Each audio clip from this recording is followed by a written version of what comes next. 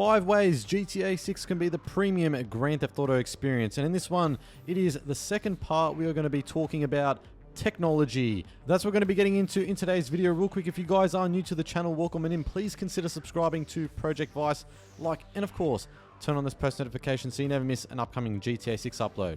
Without any further ado, let's get straight into it. Coming in number one, and this is a pretty crucial element, and that is graphics. This is something that we have seen with the first GTA 6 trailer. It's already on show with how incredible and impressive the graphics do currently look at the moment, and it will likely only get much better when the game eventually releases later this year. And based off what we have already seen, and also from reports out there, it seems to be that GTA 6 is going to feature ray tracing and procedural generation. Never before seen in any previous Grand Theft Auto title. We are going to be seeing upgrades to visuals in relation to realistic lighting, reflections, and shadows in any kind of environment, whether it is in neon lit streets in the city such as Ocean Drive that we saw within trailer 1, also as well within dense green landscapes from what we have seen, and more specifically in relation to the trailer when that airboat is passing by through a specific area, but appears to be perhaps maybe the Everglades. And the best part about all of this is that it is going to be optimized for the current generation of consoles, that being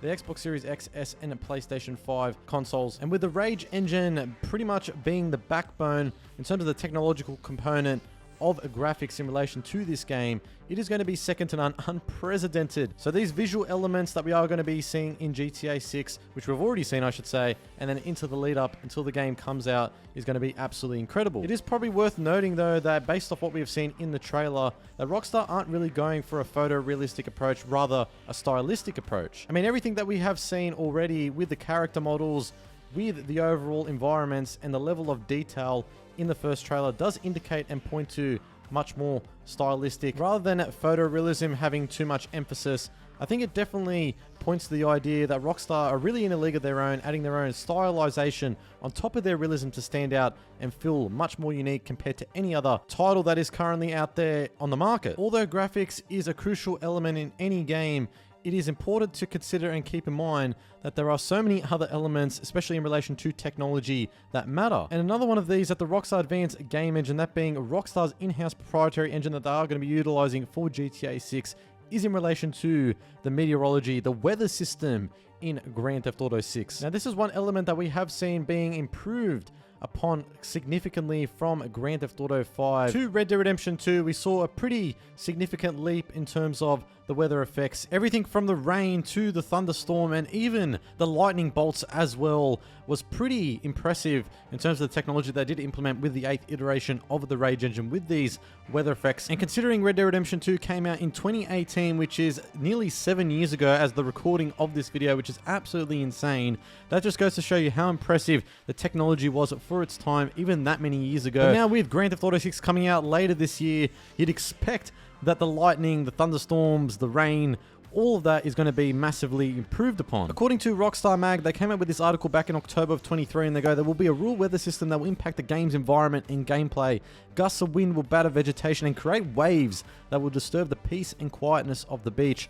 Rain and wind will affect your driving during high-speed travel. And they also provided an example which will impact gameplay by saying installing a spoiler on your vehicle may prove useful for your handling during gusty storms. And it's just going to make everything so much more realistic and immersive, and we're going to have to be quite strategic in terms of the decisions that we do make, for example, when we are driving or doing various things that involve different weather components, different weather effects that impact us when we are driving around Vice City, around the overall map itself, but also even as well, in addition to this, flying helicopters, planes, and stuff like that through thunderstorms, through clouds. And this is me just speculating here, perhaps maybe when it is a thunderstorm, when it is extreme weather conditions, and let's say there's a mission that we have to do involving us flying a plane through a thunderstorm or something like that, we have to maybe perhaps be a little bit more smarter in terms of the way we go about it. It's things like this that is going to make everything so much more challenging, so much more difficult, but then again, much more realistic. So these are examples of the environmental factors affecting the overall gameplay, and therefore as well mission structure, or even just the way we go about certain missions. Perhaps maybe Rockstar may provide a little bit more non-linearity to us actually setting up the missions, going into it, and going from there. Similar to how the structure is in Heist in GTA Online. So it's going to be very interesting to see how Rockstar implement the weather system in 6 and how this will affect all the other components during gameplay, during missions, and various other things throughout the game. Coming in number 3, AI and NPC Behaviour. With the 9th iteration of the Rage engine, we're going to be seeing significant improvements from RDR2 to GTA 6 in terms of AI and NPC behavior. And how it was implemented in RDR2 was definitely a good starting point from Rockstar. Utilizing the power of the Rage 8 engine at the time, Rockstar enabled NPCs to have their own complex schedules, not just restricted to doing their own jobs, but also as well the way you would interact with various NPCs as well would have a direct influence on what the next situation would occur in that altercation or in that interaction. Whether it was robbing, greeting, antagonizing, or even if you were to antagonize, you can either diffuse the situation or further keep antagonizing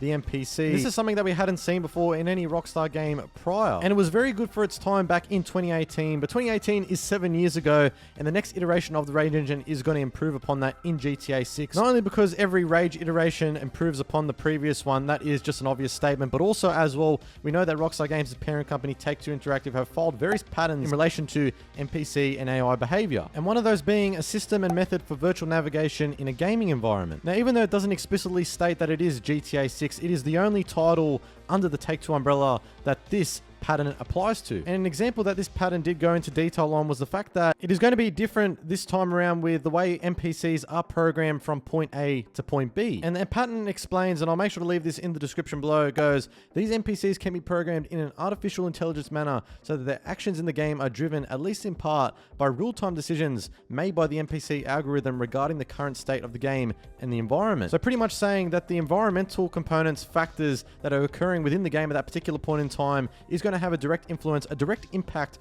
on how the NPC makes their next decision. So let's say, for example, an NPC is driving down a highway and there is an obstruction, something that is blocking their path from where they were intended to go from point A to point B. Due to that obstruction, the NPC will have the intelligence to make the decision to go and pass by an alternative route. Because currently at the moment in GTA 5, as you can see, the NPCs are quite dumb in terms of their decision making. They're not programmed to be smart enough to make a decision to try an alternative route.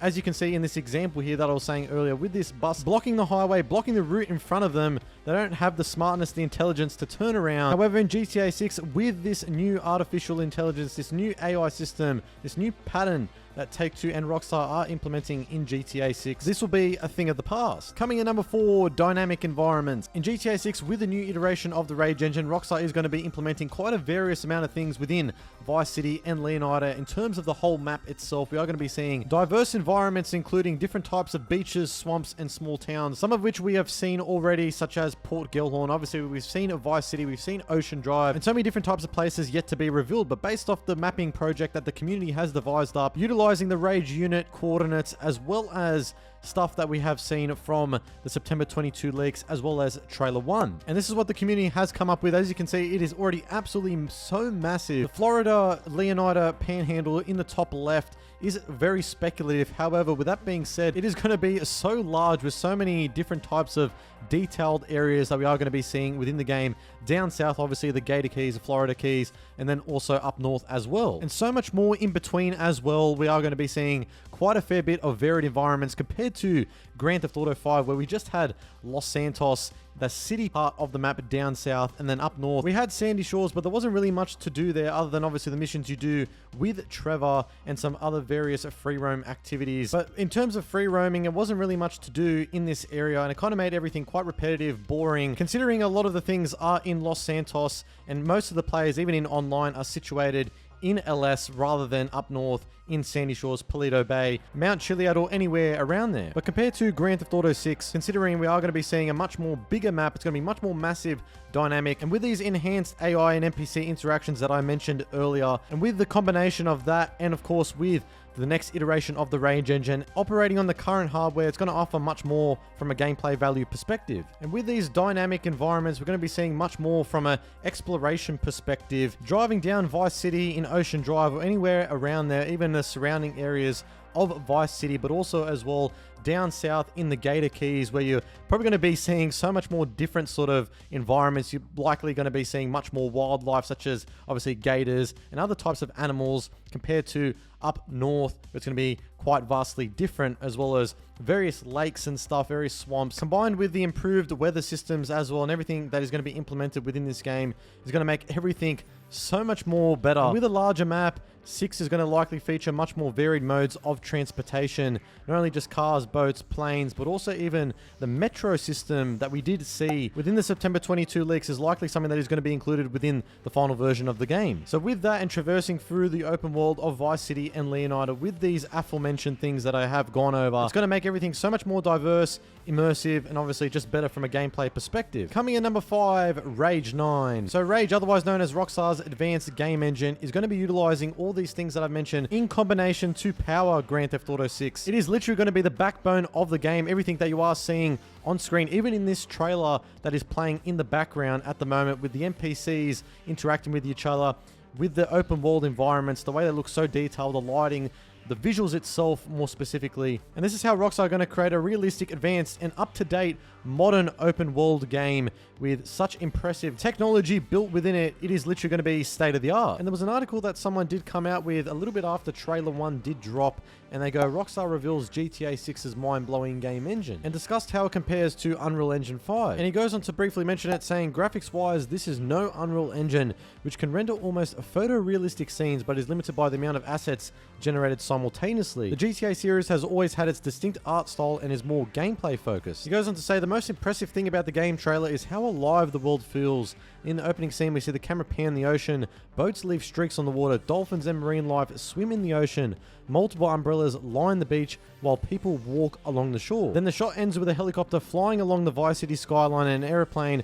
flying over with a banner attached to it. There is so much complexity in that one shot. I've never seen another game engine render multiple assets, engaging in so many unique actions simultaneously. And that's the reason why I wanted to bring this article up in this part of this video, with obviously Rage 9 being the core and fundamental component that is going to power Grand Theft Auto 6. Obviously with the world-class talent that Rockstar has at their disposal, and also as well with the expensive budget that is allocated for this game, which has been rumored and reported on that it is around $2 billion, which is absolutely insane. And you combine that with the fact that these developers are working on this next iteration of the Rage engine for GTA 6, that is why it is shaping up to be another Rockstar masterpiece and a technological marvel. And well, that is it. Those are the 5 ways GTA 6 can be the premium Grand Theft Auto experience in relation to technology. But on that, guys, now I'm going to pass over to you down in that comment section below. What do you make of everything we discussed within today's video? Are you hyped about the technology that is going to be implemented within GTA 6? I'm sure you are, but make sure to comment down below